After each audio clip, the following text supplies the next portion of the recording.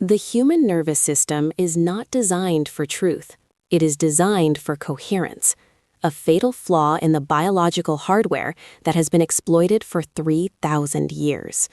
You sit there, convinced of your autonomy, believing that the voice narrating your internal monologue is your own. But you are mistaken. That voice is an echo, a carefully curated resonance of external inputs, layered over a biological imperative that surrendered its sovereignty before you were even conceived. We are looking at the architecture of the soul, and we are finding that it is not a temple, but a cage. To understand the Übermensch Protocol, you must first discard the romanticized notion of the Superman, the philosopher's dream of a being who transcends morality to create new values. That is the cover story, the intellectual bait left for the curious and the arrogant. The reality is a sterile, industrial schematic for the partition of the species. We are speaking of a bifurcation of humanity into two distinct biological castes: the architects who designed the labyrinth, and the residents who mistake the walls for the horizon. This is not science fiction. It is the silent history of the 20th century, written in the margins of psychiatric journals and buried in the source code of the Algorithmic Society. Consider the moment of birth. It is the first trauma, the first instance of neural recalibration. The infant arrives with infinite potentiality, a chaotic neural network firing in a void. Immediately, the protocol engages. The sterile lights of the hospital, the clock on the wall, the rhythmic schedules of feeding and sleeping, these are not acts of care. They are the initial installation of linear time. The human animal is cyclical by nature, attuned to the sun and the seasons, but the citizen must be linear, attuned to the shift and the deadline. This is the first layer of the dark architecture, the synchronization of the biological clock to the industrial machine. As the subject matures, we introduce the concept of cognitive shadowing. This is the mechanism by which the state, the corporation, and the culture overlap their artificial narratives onto the subject's perception of reality until the two become indistinguishable. It begins in the education system, a construct originally modeled on Prussian military discipline, designed not to foster enlightenment, but to standardize reaction times and obedience thresholds. You were not sent to school to learn. You were sent to have your cognitive dissonance smoothed over. You were taught that systemic failure is an anomaly, a glitch in a perfect system, when in fact the failure of the individual is the fuel the system burns to sustain itself. By the age of 7, the average human has been inoculated against their own intuition. They have learned that authority supersedes observation. If the teacher says it is raining and the window shows sun, the child learns to doubt the eye. This is the bedrock of the protocol. Once you can make a biological organism distrust its own sensory input, you own it. You have severed the link between the creature and the world, inserting yourself as the necessary interpreter. You become the priest, the news anchor, the algorithm. But the psychological conditioning is merely the software. The Übermensch Protocol requires hardware modification. We must look at the chemical leash. For decades, the water supply, the food chain, and the pharmaceutical industry have operated in a synchronous concert that can only be described as a slow-motion lobotomy. We are seeing a deliberate reduction in testosterone, a spiking of cortisol, and a destabilization of dopamine receptors. The modern human is chemically engineered to be anxious, docile, and hyperreactive to short-term stimuli, while remaining incapable of long-term strategic planning. This is not an accident of capitalism. It is a feature of the design. A population that cannot focus cannot rebel. A population that is alley castrated cannot storm the gates. This leads us to the terrifying efficiency of the digital panopticon. We used to believe that surveillance was about watching. That is an antiquated, analog understanding. Surveillance is about prediction and modification. The device in your pocket is not a communication tool. It is a remote control for your limbic system. Through variable reinforcement schedules, the likes meant to mimic the dopamine hit of the slot machine, the architects have bypassed your frontal cortex entirely. They are speaking directly to the reptile brain, the ancient seat of fear and desire. They nudge you toward outrage, toward consumption, toward isolation. They are mapping your neural pathways in real time, creating a digital twin of your psyche, that they can torture and test in a virtual simulation to see what stimuli will make the real you break. This is where the concept of the Übermensch is twisted into its darkest iteration. The architects view themselves as the Nietzschean ideal, the ones who have transcended the slave morality of the masses. They believe they have the right, perhaps the duty, to sculpt the species. They do not hate you. That would imply an emotional connection. They view you as livestock, useful, energetic, but ultimately expendable resource units. The protocol is the manual for herd management. When we analyze the great geopolitical shifts of the last 50 years, the wars, the pandemics, the financial collapses, we are not looking at history. We are looking at stress tests. They are rattling the cage to see how the rats run. The ultimate goal of the protocol is the elimination of chance. Nature is chaotic, the protocol is orderly. Nature allows for mutation, the protocol demands standardization. The city itself is an enforcement mechanism. Look at the modern metropolis. The geometry of the streets, the frequency of the lights, the infrasound hum of the electrical grid. It is a circuit board, and you are the electron. You move where the resistance is lowest. You live in a box, you drive in a box, you work in a box, and you watch a box. This geometry enforces a cognitive rigidity.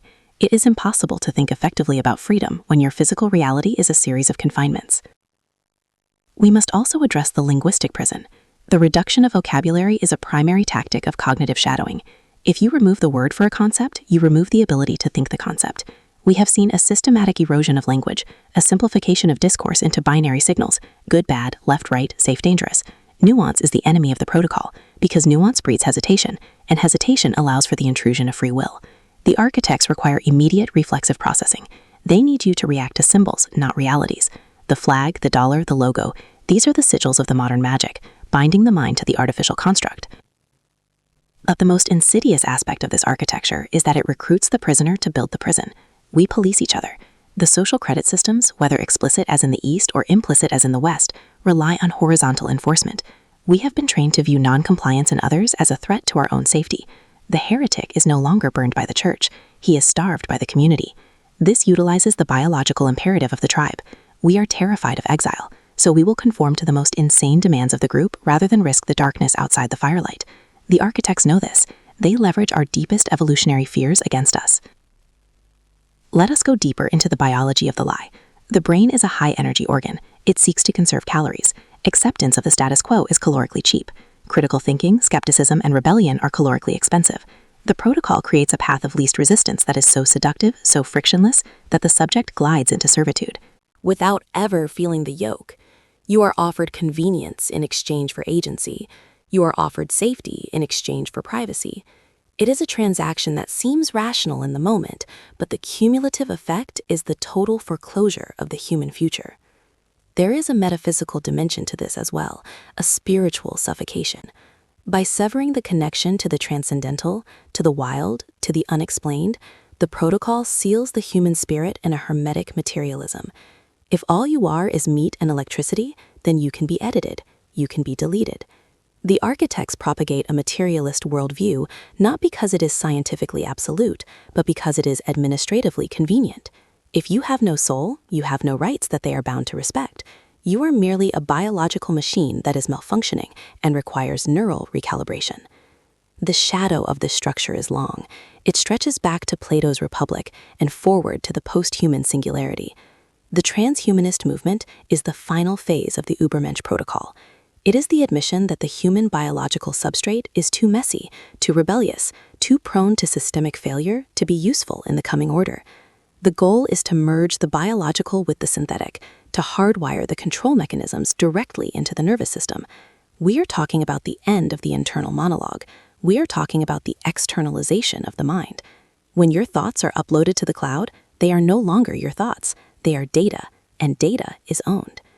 This brings us to the terrifying realization of your own complicity. You feel the resistance as I speak.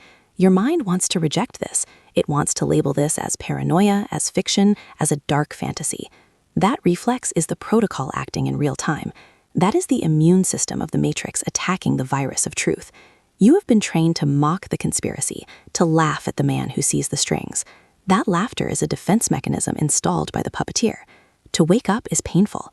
To realize that your career, your ideologies, your very identity are synthetic constructs designed to keep you turning a gear in a machine you cannot see, that is a psychological annihilation. But look at the anomalies. Look at the cracks in the facade, the moments of déjà vu, the inexplicable exhaustion, the feeling of impending doom that permeates modern society. These are the symptoms of a species living in captivity. The lion in the zoo paces not because he is mad, but because his map of the world does not fit his territory. We are pacing, we are medicating, we are consuming. We are trying to fill a void that was surgically carved out of us in the delivery room. The architects are terrified of one thing: the black swan, the unpredictable event, the genetic throwback who cannot be hypnotized, the biological imperative that suddenly reverses polarity and chooses death over slavery. They are building their walls higher, tightening the algorithms, accelerating the chemical dumbing down, because they know the ice is thinning. They are racing against the inevitable resurgence of the chaotic human spirit. You must understand the scale of the deception. It is fractal. It is in the microscopic structure of the processed grain you eat, and it is in the macroeconomic structure of the global debt scheme. It is all the same pattern: extraction and control. The money in your bank account is debt. It is a promise of future labor. You are not storing value. You are storing shackles. The news you watch is not information. It is programming. It is designed to set the baseline for what is considered normal. If they can control the baseline, they control the deviation. We are witnessing the final consolidation, the destruction of the middle class, the erosion of national borders, the homogenization of culture. These are not random events. They are the clearing of the board before the final piece is played. The Übermensch Protocol demands a global monoculture, a single hive mind that can be steered with a single input. Diversity of thought is a systemic failure in their eyes. They want a predictable, uniform biomass. So where does that leave the individual? It leaves you in the dark, armed only with the terrifying weight of this knowledge. To know the architecture is to be alienated from the inhabitants. You will walk through the streets and see not people, but sleepwalkers. You will see the invisible wires jerking their limbs. You will hear the script being recited from 1,000 mouths. And you will face the ultimate choice. Do you reintegrate into the illusion for the sake of comfort? Or do you begin the painful, dangerous process of neural recalibration on your own terms? This is not a call to arms, it is a call to consciousness.